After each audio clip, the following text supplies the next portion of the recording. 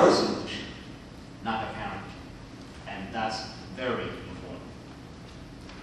Sometimes the denying the feelings type of response come very naturally for us. But how do our teens feel when they hear it? When teens can find their own solutions. And if only they have listening ear and with someone acknowledging their feelings. And it's unfortunate that our natural tongue can be a tongue of fire. Most of us grew up with OBC parents, and our feelings were denied. Be a man, don't cry. So if acknowledging feelings is not easy, it's a technique, it's a skill that you need to practice. When our children were growing up, we have a list of feeling words on the refrigerator. Sometimes you have to refer to it and say, which words can we attach to that emotion? And it's not easy. It's not easy. And it's the toughest technique, skill, that we try to master as we were nurturing our 3 kids. Because every child is different. One comes crying could be totally different from the other. So on page 5, I have a list. I have a list of words that describe both unpleasant and pleasant feelings. Your teen may respond more easily to some words than to others. For each word, you may want to list a lot of synonyms or put them in Chinese words, and then depending on which child, you can apply some of these words. Attitude is very important. If we have the right word but have the wrong attitude, our teens can sense that that's phony and that's manipulative. And finding that name to the emotion is something you can work with your spouse. Sometimes you could have a list of a word like, again, it could be happy or it can be sad. If I pick a word like afraid,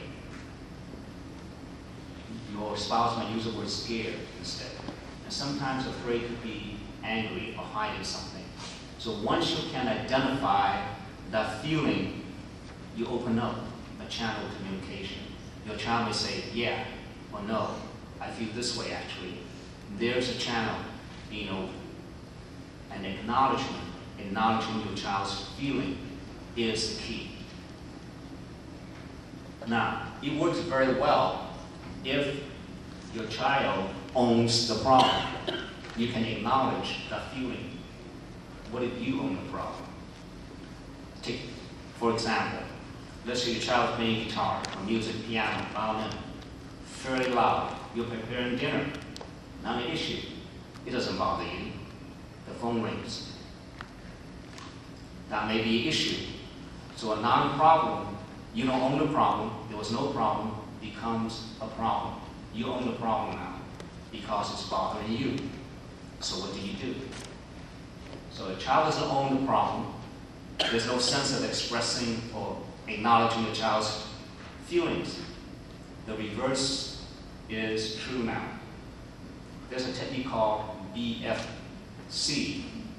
It's not KFC, Kentucky Fried Chicken, but you can remember it as Bill's Fried Chicken. B is behavior. You need to identify the behavior. What's wrong with that behavior? And then the next step is the feeling that you have. And then the third step is the consequence. Take, for example, let's say when the music is too loud, don't use the word you. There's another technique that we won't have time to go into, is the I message versus the you message. So you describe the behavior. When the music is being too loud, then you describe the feeling. That's the next step, the F part. I feel that I cannot carry on a conversation.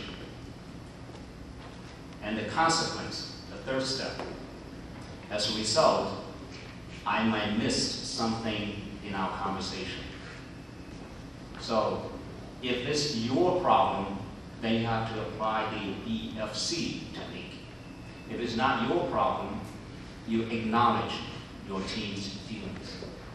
So those are two very, very good techniques that we use throughout the years that we were trying to nurture our 3 kids.